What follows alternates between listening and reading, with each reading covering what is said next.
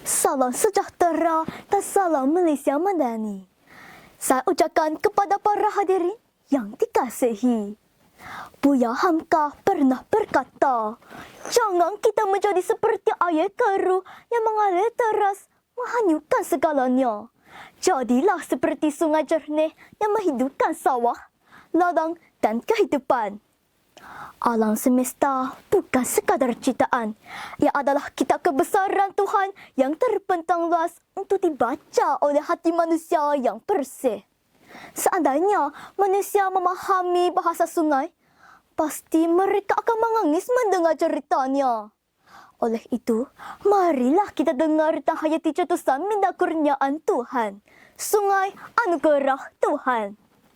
Saudara dan saudari, isi saya yang pertama, sungai dan kehidupan. Titik awal peradaban.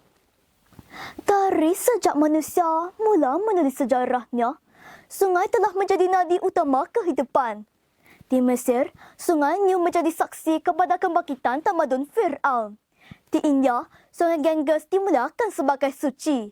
Di China, sungai Yangtze menghidupkan tanah pertanian dan budaya ribuan tahun. Di Nusantara, sungai Mekong, Kapuas dan sungai Pahang di negara kita menjadi pembuluh darah kepada ekonomi dan budaya tempatan. Sungai bukan sekadar geografi.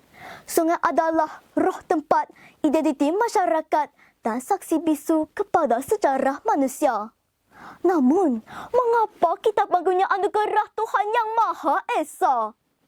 Sesungguhnya, sungai bukanlah hasil teknologi manusia dan bukan ciptaan sains moden. Sungai adalah rahmat dari langit mengalir tanpa putus, membawa air yang menjadi sumber kehidupan untuk manusia, haiwan, tumbuhan dan seluruh ekosistem di negara kita. Saudara dan saudari, isi saya yang kedua, air unsur kehidupan yang disucikan. Hari ini, banyak sungai di rantau kita sedang ternadik kerakusan manusia. Diselubungi sampah, racun industri dan najis manusia. Airnya yang dahulunya jernih, kini keruh dan berbau. Ikan mati, penduduk sakit dan alam menderita. Seharusnya kita rakyat Malaysia perlu kembali ke pangkal jalan. Betapa mulianya air dan betapa suci serta berkatnya sungai sebagai saluran air yang menghidupkan bumi Malaysia bertuah ini. Air adalah asas kehidupan. Dalam Islam, air disebutkan sebagai bahan yang menyucikan. Dalam agama Kristian, air melambangkan kebaharan. Dalam agama Buddha, air digunakan dalam upacara pemurnian. Dalam agama Hindu, air digunakan sebagai unsur ilahi.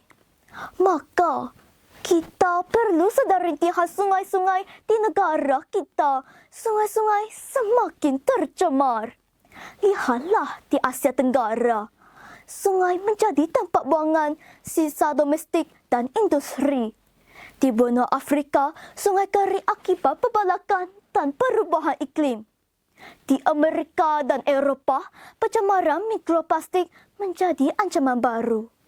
Kita jangan jadi manusia telah menjadi tamak. Kita ambil airnya, tetapi kita kotori tubuhnya. Kita bina rumah di tebingnya, tetapi kita tebang pokok-pokok yang melindunginya. Kita kudangkan namanya dalam puisi dan lagu, tetapi kita buang racun ke dalam nadinya. Mengapa hari ini kita melihat sungai-sungai menangis? Anda jawab. Saudara dan saudari, isi saya yang ketiga, harapan dan tanggungjawab. Kita imbas kembali pada Mac Hari 2019. Negara dikejutkan dengan insiden pencemaran kimia di Sungai Kim, Pasir Gudang, Johor. Lebih 6,000 penduduk, terutamanya pelajar sekolah, terkesan. Ramai yang mengalami sesak nafas, muntah-muntah dan pingsan. Sekolah ditutup, keselamatan awam terancam. Kita jadikan ceraka di Sungai Kim sebagai pengajaran. Bukan sekadar berita, tetapi sebagai saran untuk bertindak. Kita perlu memastikan insiden seperti ini tidak berulang bukan hanya di Johor, tetapi di mana-mana ceruk Malaysia. Saya yakin dan percaya masih belum terlambat untuk berubah. Masih ada harapan. Sungai boleh diselamatkan jika kita mula melihatnya bukan sebagai longkang besar, tetapi sebagai amanah Tuhan. Kita perlu didik generasi tentang kepentingan sungai sejak kecil. Pepatah ada mengatakan, melentur buluh biarlah dari rebungnya. Kita perlu tegas dalam undang-undang pencemaran. Kita perlu tanam semula pokok di tebing sungai. Kita perlu kembali kepada nilai kesyukuran dan tanggungjawab.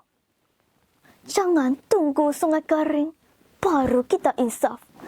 Jangan tunggu ikan terakhir mati, baru kita sedar. Jangan tunggu doa kita tidak lagi dimabukkan, kerana kita mengabaikan rahmat yang Tuhan sudah kurniakan. Saudara dan saudari, rangkumannya, sungai adalah doa yang mengalir di atas bumi. Bila kita jaga sungai, kita jaga doa. Bila kita syukuri sungai, kita syukuri Tuhan. Ayo generasi, hari ini kita bukan sekadar menggunakan anugerah Tuhan, tetapi juga menjaganya, memeliharanya, dan memelihara ini ke seluruh dunia. Sekian, terima kasih.